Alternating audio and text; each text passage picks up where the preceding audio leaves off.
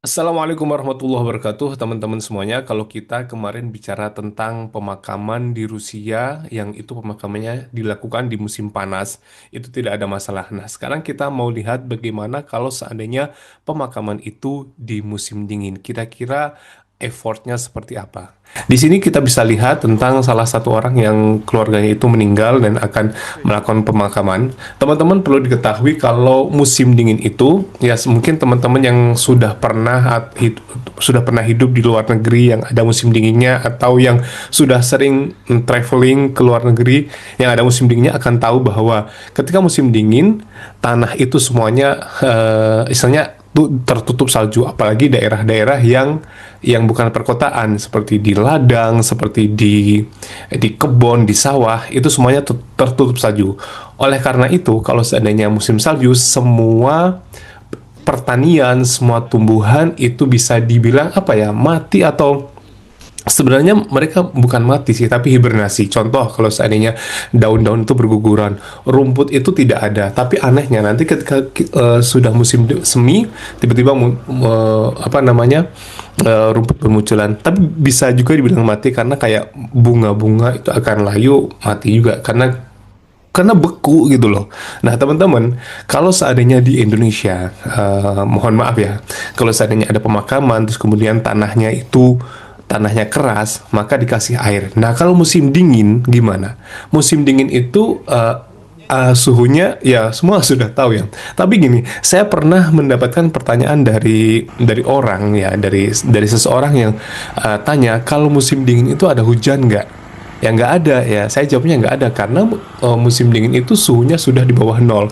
Jadi air yang turun dari langit itu akan jadi salju. Nah, salju ini nanti kalau sudah turun akan jadi es. Nah, teman-teman tahu kan es itu apa? Keras ya. Es itu kan keras. Pernah nggak beli es batu di warung, atau kalau kita mau buka puasa itu beli beli bikin es di rumah, itu beli es batu, kemudian kita pecah sendiri. Kita pecah sendiri. Itu seperti itu susahnya.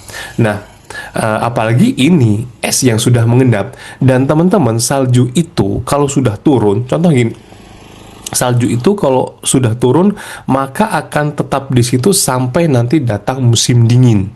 Sampai datang musim dingin, ya. Eh, Sampai datang musim dingin. Jadi salju itu akan numpuk terus jadi es gitu.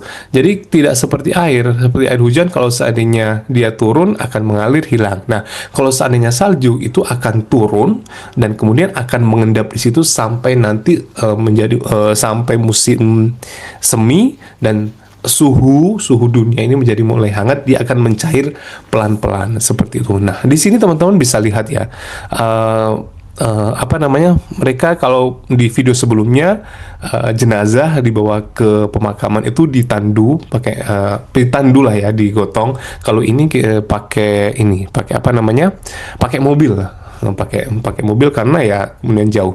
Teman-teman bisa melihat di kanan kirinya itu kemungkinan besar adalah ladang ya, ladang gandum, ladang apa ya.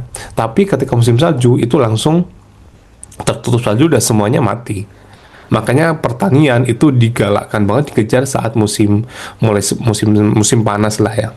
Nah, teman-teman bisa dilihat di sini sudah sampai ke pemakaman, lalu nanti akan dilihat deh. Mereka juga, mohon maaf ya, saya pernah mengikuti pemakaman nenek teman saya. Saat itu juga saya juga kaget saat itu, karena selama 3 tahun di Rusia itu hanya sekali saya ngikutin pemakaman sholat muslim ya. Itu muslimnya jenazahnya dibawa ke makam, terus disolatinya di situ. Nah, kita lihat teman-teman.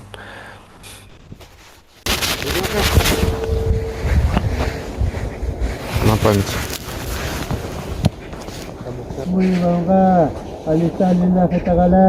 Nah, teman-teman bisa lihat kan di sini dia sedang sholat jenazah ya.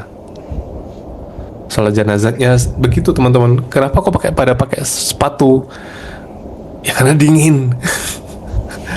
Ya ini Allah alam lah. Gusti Allah Maha tahu ya. Dan salju itu kan salah satu sarana atau alat yang bisa dipakai untuk membersihkan najis lah ya. Nah, ini sudah mulai. Nah, teman-teman, kalau seandainya musim salju itu juga effortnya untuk gali tanah itu juga usahanya lebih keras karena tanahnya juga tetap ini ya, tetap tetap mungkin hanya beberapa meter saja yang keras membeku gitu.